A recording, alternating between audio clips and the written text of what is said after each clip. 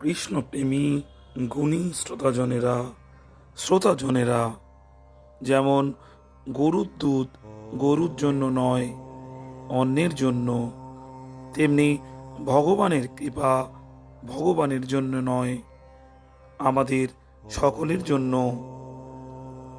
যদি ভগবানের কৃপা পেতে চান, তবে নিজের থেকে যারা ছোট তাদের ওপর দয়া করুন, তাহলে ভগবান দয়া করবেন। নিজের জন্য দয়া চাই, অথচ অপরকে দয়া করবেন না, এটা অন্যায়, নিজের জ্ঞানেরও অবমাননা।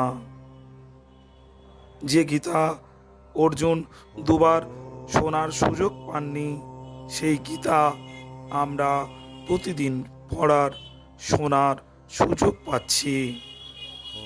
বলুন তো, এ ভগবানের কত অগাধ কৃপা!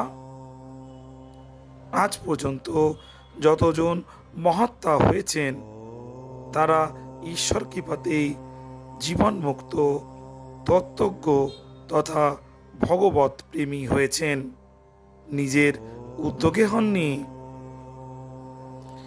স্বতঃসিদ্ধ পরম পদের প্রাপ্তি নিজের কর্মের দ্বারা, পুরুষার্থের দ্বারা কিংবা সাধনার দ্বারা হয় না, এটি কেবল ভগবত কৃপাতেই হয়।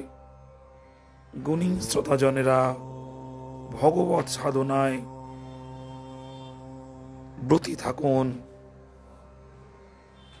এই কলিযুগ থেকে মুক্তি পাওয়ার এক এবং একমাত্র পথই হল কৃষ্ণ সাধনা। ভগবত প্রাপ্তির মধ্য দিয়ে আমরা এই কলিযুগ থেকে মুক্তি পেতে পারি।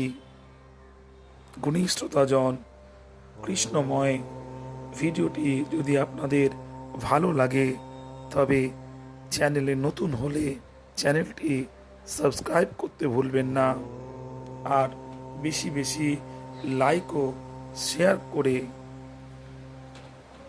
অন্যান্য কৃষ্ণপ্রেমী মানুষদেরকে এই ভিডিওটি শোনার ও দেখার সুযোগ করে দিন। ভালো থাকবেন শ্রোতাজনেরা, নমস্কার।